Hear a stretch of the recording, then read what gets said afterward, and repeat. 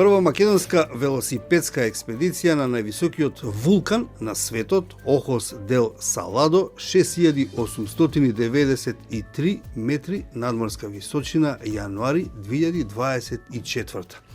Ова е Facebook пост што го пронајдов на профилот на Никола Нешковски. Добар ден, почитувани за вас и за Никола Нешковски. Добар ден. Никола, многумина со велосипед не одат ни по низини, ни по планини, а ти со екипата се качуваш на вулкани и тоа ни повеќе ни помалку на највисокиот вулкан во светот. Каков предизвик е тоа? Предизвик што се крчка можда 2 години веќе. Тоа што се крчкаше, завршена е веќе приказната. Се започна, јас би рекол, неколку години уназад, кај што со една екипа почнавме да качуваме малце повисоки планини од она што го имаме тука во Македонија, да речеме. Дојдоа една по друга се редеа и планини и континенти. Започнавме со Африка, со Килиманџаро, продолживме со Дамаванд, во меѓувреме јас фатив нешто на кај Италија, малце пониско Етна, исто вулкан. И лани последно нешто Арарат, пред Охос дел Саладо. И некако ни тргна целава работа, во смисла на тоа тргна дека многу ни убаво. Буквално. Тоа го викам тоа го подразбирам под тргна. Така да си дојде постепено да нели целиме кон највисокиот вулкан на светот. А тоа да не Невадо, не. Невадо Сан Франциско е планина што е исто 6000 метри, таа ја качивме пред Охос дел Саладо. Можеби на социјални медиуми редоследот малце беше различен бидејќи немавме интернет таму. Тоа е пустина на висина од 4300 метри, кај што бевме, и во околината се планини над 6000 метри, едно 15-тина. Од кој дел може да се возат, делумно, дел нема шанси да се возат. И ние ги пикиравме оние што може. Добро, тоа сигурно чини доста средства. Па, чини доста средства целата приказна. И затоа се спремаме цела година. Зборам под спремање не значи само нели физички и економски има спремање. Така да. Никола, како се дефинираш себе си? Да им објасниве на оние што не слушаат, како велосипедист, како еколог или едукатор. Ова те прашувам затоа што, нели, кога те сурфав по социјалните мрежи, читам дека си дел од Сдруженијето Велоучилишта. Колку ученици, например, или ајде прво кажи за себе, па потоа ќе имаме прашање. Како трите ја би се дефинирал, и како велосипедист, едукатор, еколог и генерално и планинар би спомнал, бидејќи не одам само на 2 тркала на планина. Дел сум и од велоучилиште и од екологик. Тоа се 2 здруженија различни. Екологик работи главно во поле на промоција на животна средина, образование за животна средина, најмногу работи со млади, со деца. Велоучилиште од друга страна и самото име кажува работи на тема промоција на велосипедизам. Исто кај деца. Така да главен фокус на оно што го работам се децата, иако работиме со возрастни, тие, ајде да кажам се, можеби звучи малце незгодно, ама во секундарен план ги ставаме. Децата ни се примарна таргет група со која работиме. Сметам дека треба да им се даде на нив важност, па после на нас, нели, како возрастни. А инаку што друго работиш? Од што живееш? Од тоа, буквално. Значи јас ова го работам веќе со екологик 13 години. Зборам како дел од екологик, меѓутоа претходно сум бил дел од различни други здруженија поврзани со заштита животна средина, така да генерално од тоа, од животната средина, ајде да речеме. Гледам дека испроведуваш анкети на социјалните мрежи, на Facebook прочитав една, за тоа колку учениците одат со велосипед на училиште, па да продолжиме во тој правец. Има ли одзив? Има. За одзив има. Во моментов уште трае. Ако не се лажам, треба да заврши 7, 8, 9 февруари таа анкета. Таа ни е целта на неа да добиеме резултати за да видиме како да поставиме нови активности во иднина. Зборам од септември со учениците и со училиштата со кои работиме. Изумив да кажам, велоучилишта во моментот активно работи со 185 основни училишта на ниво на Македонија. Од сите, зборам од повеќе општини, 30 на 31 општина ни се опфатени. Во поглед на прашањето дали одат, колку одат, не се баш сјајни бројките. Сега веќе ако дискутираме на таа тема, не се сјајни бројките, ама од друга страна... дали младиве се повеќе по спортот, велосипедизмот или по кејф им да си седат дома на компјутер или на мобилен, па со тато, мама со автомобил да ги носат на училиште? Тоа да. Родителите тука ни се една главна да речеме, алкаво целава приказна. И малку повеќе работиме со нив во последниот период, за да пробаме да ги мотивираме, пробаме да ги убедиме дека со нивна помош, не само детето, може да стигне од дома до училиште, од точка А до точка Б. Иако не е сјајна инфраструктурата, еве барем во Скопје кај што јас живеам, меѓутоа е подобро од другите градови. Сега барем тоа треба да го искористиме, кога веќе правиме некои споредби. Во поглед на моментот на спорт, велосипедизмот го гледаме ние од повеќе аспекти како здружение, не само спорт. Значи не го промовираме како активност на физичко, само, туку го промовираме како спорт, како начин на живот и како нешто со кое придонесуваме за подобра животна средина. Така да им сервираме на децата еден целосен пакет во поглед на велосипедизмот, бидејќи не може сите да бидеме врвни спортисти. А што е целта на екоучилницата? Екоучилница е па друг концепт. Екоучилница е дел од Екологик како здружение. Екоучилница има за цел да промовира малку поразличен пристап во учењето за животната средина. Бидејќи сега во изминативе години не може да кажам дека во училиштата не се застапени темите поврзани со животна средина. Треба да се повеќе, ама ги има. Сега начинот на кој се предаваат се уште е тој стандарден теоретски каде што наставникот збори, учениците слушаат. Од пред неколку години решивме малце тоа да го промениме, така да сега наставникот не е тој што збори, односно збори неколку минути. После тоа сите се вклучуваат во креирање на активности, во реализација на активноста. Тоа е еден пристап на искуствено. Одите надвор на терен или И така. Ние го промовираме методот на искуствено учење. Значи децата мора да направат нешто, тоа што го збори наставникот, децата сами мора да го изработат.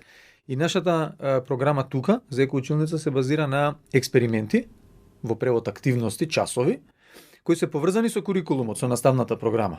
Значи не е нешто надвор од неа, меѓутоа пристапот е многу поинтерактивен, позабавен за децата, а целта се постигнува. Тоа е екоучилница. Така, добро. Имаш ли некаква соработка со институциите на системот, со Министерство за здрава животна средина или како веќе се вика, со Министерството за образование? Покажуваат ли тие интерес за твојата и вашата работа? Ќе бидам малце резервиран во одговорот. Има некаква соработка. Меѓутоа, искрено, доколку соработката би била поголема и доколку овие институции повеќе се вклучат во она што го работиме и со поддршка. Не зборам за финансиска поддршка, збориме за поддршка на се она што го работиме за да влезе повеќе во систем, бидејќи ние имаме одличен фидбек од наставниците. Ние не го правиме ова за нас. Ние го правиме и за наставниците работат со децата. Така оди синџирот. Како влегувате например во училиштата кога ако немате одобрение од Министерство за образование? Сега ќе објаснам. Не, фактички Министерството за образование не одобрува влез во училиштата, туку одобрува одредени активности или програми. И како новинари знаеме за влез, меѓутоа треба да имаш програма од општината. Од општината. Да, бидејќи основните училишта се под јурисдикција на општината. И фактички ние ова што го зборам за сите активности и од Екологик и од велоучилишта имаме склучено меморандуми за соработка со општините, меѓутоа тие не вклучуваат поддршка. Тие вклучуваат добро, ние сме пратиле до нив допис со детално активности што би правеле, за да знаат кој влегува, како влегува во училиште. Се согласуваат наставниците, пуштаат анкета до родителите исто задоволни, темата окей, и тогаш општината вика супер, еве одобрение, може да работите во училиштата. Меѓутоа тоа не подразбира поддршка од било каков тип. Само отвараат врата. Некој пример за некаква понуда од општините, не мора да кажеш никоја ништо ако има. Да речеме добро, ве гледаат млади дечки, ентузијасти, сакате да направите нешто добро, па да речат еве, ние би сакале да финансираме тоа. За финансирање не. За финансирање не. Во минатото сме имале ситни активности, многу ситни активности ги зборам. Значи тоа и баш ги зборам активности, не се на ниво на проект, тоа е да реализираш некоја работилница.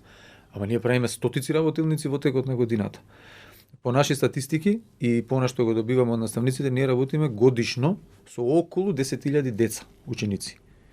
Тоа е за нас барем многу голем успех. Колку ние сме допреле со темиве низ цела Македонија. Нема фидбек за финансиска поддршка, ние се снаоѓаме усмисла на тоа дека сме здруженија, отворени повици и грантови. Така функционираме. Тоа е стандардниот концепт, да речам, за функционирање на здруженија во Македонија. Искрено многу е тешко да се добијат државни средства, иако по некоја логика би требало, доколку има општо добро или доколку некој има корист од тоа, да се финансира од државата, меѓутоа не функционира така. А сте се обратиле директно? Да речеме... Сме се обратиле и сме се откажале. Ова не е отворено да кажем. Да, сме се откажали и сега функционираме само на она барање, дајте ни влез во училиштата.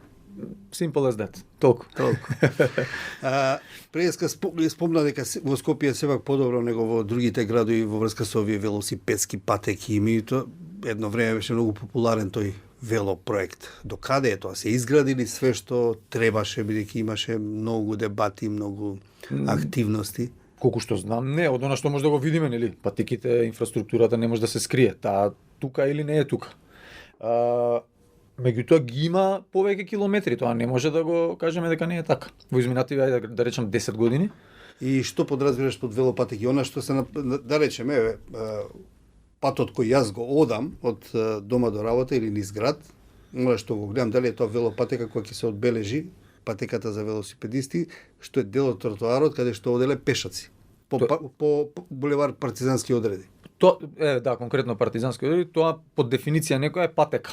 Меѓутоа онде во Дебармало, што е на самиот коловоз, тоа е лента велосипедска, кога е дел од самиот коловоз. Так. А ова е физички одвоено е. Сега, по логика на нештата, мене Партизанска ми е идеално за да биде велосипедска патека оној делот што е до улицата. Ако нема тревнатиот паркирано дел. автомобили на третата лента, на тоа мислиш? Не, зборам не дел од коловозот, како што е во моментов. Добро. Мене ми е сосема логично да е така, бидејќи јас цело време сум со точак низ градов. Во моментов го имаме коловозот, па имаме тротоарче, тоа е велосипедската, па имаме некои тревнати површини заградени, па после имаме пешачка. Широка. И дупло поширока е таа од велосипедската. И окей да е така. Ама мене главен проблем конкретно на Партизански или на деловите кај што има или Невола Рибар, кај што има велосипедски патеки ми се пешаците. Тоа е моментот што ја не го разбирам, значи на толкави знаци и на толкави инфоматеријали дека ова е велопатека, се уште одат таму. Например, ја не гледам луѓе дека одат на коловоз. Нели по логика би требало и таму да се движат луѓе. Некако така тече и муаветов во таа насока што следно она што сакав да те прашам. Од тие велопатеки вие мора да се сипнете, да поминете нели низ раскрсница, да се уклучите каде што одат и другите учесници на сообраќајот. И не е само тоа, и кога возите по тие велопатеки каде што треба да возите, тука многу често и пешаци се движат по тие. Каков е односот со другите учесници во сообраќајот? Звонче само решава ситуација за да не влезеш во конфликт. Нели пошто другото би било со Ама звонче решава, да, решава бидејќи малце ги штрекнува и се тргнуваат на страна, ама ја испомнувам. Сега така на шала, пола на смеа, ама спомнувам дека не е тука местото. Нема спас. Ако не се постават оние столпчиња што ја не ги сакам. Како пристап, тој пристап е докажан дека психолошки не влијае добро. Конкретно збораме во Британија. Они така исто почнале да ги обележуваат патеките со столпчиња. Тоа е пристап што затвара, тој не отвара размислување. Јас мислам ако нема столпчиња тука по нашите улици, нема да може ни пешак да помине. Точно, за жал така. Инаку ја не сакам да има столпчиња, ако нема спас. Ке се паркираат и тоа е тоа. Еве кај мене конкретно зборам, јас живеам во Козле. Мислам дека се вика Московска улицата. Не ми текнува дали овој градоначалник сега, староновиот или претходниот ја обележа патеката, мислам дека сега се бележеше. Мање више. Џабе само е бележена, мислам тоа е за билтен општински. Има дрон фотка, све е супер, колите се тргнати тој ден, има редари, патеката е нова, тоа е фактички лента, не е патека, велосипедска лента, меѓутоа секој ден кога ги додам, колите се паркирани, тоа буквално бочно. И цела лента е зафатена, бидејќи помеѓу столпчињата има 2-2,5 метри. Комбе може да влезе, не кола, во ширина. Значи сообраќајната култура не е на ниво. Па да, и тоа го баш пред некој време гледав некои истражувања и заради тоа ние константно си држиме заедно со најлошите во овој сегмент од Европска унија, Романија и Бугарија, си ги држиме жртвите во сообраќајот. Не ги пуштаме да паднат. Никако. Константни сме, тука сме. И тоа значи дека нема подобрување, мислам. Таа е статистиката. Жртви во сообраќај зборам од аспект на велосипедисти и пешаци, како тие ги спомнувам сега како жртви. Николу, уште едно прашање пред крај. Која е следна дестинација по планините, по вулканите? Имаш плани? Има многу. Има многу. Желби или? Па има и желби, да, ама ако нема па желби, ништо не правиме, да. Нешто се планира за пролет, нешто пониско, ќе видиме дали ќе се оствари. Во Африка, нешто се планира Русија летово. И здравје следната година, јануари, јас доколку имам можност би се вратил пак во Јужна Америка. ама ќе видиме како ќе се одвиваат работите. Мислам, тоа е еден процес што треба да се изоди и изработи, би рекол, за да нели сите коцки се наместат, пошто не е баш едноставно само желбава да ја имаме. Ама би направил една таква авантура, ама малце покомплексна и по би рекол сурово од ова, во смисла на тоа по тежина и по ниво на авантура. Добро, ти посакувам успех да се качиш со велосипед или пешки по која било планина што ќе ја посакаш. Почитувани, тоа беше Никола Нешковски, планинар, велосипедист, едукатор, еколог, млад човек.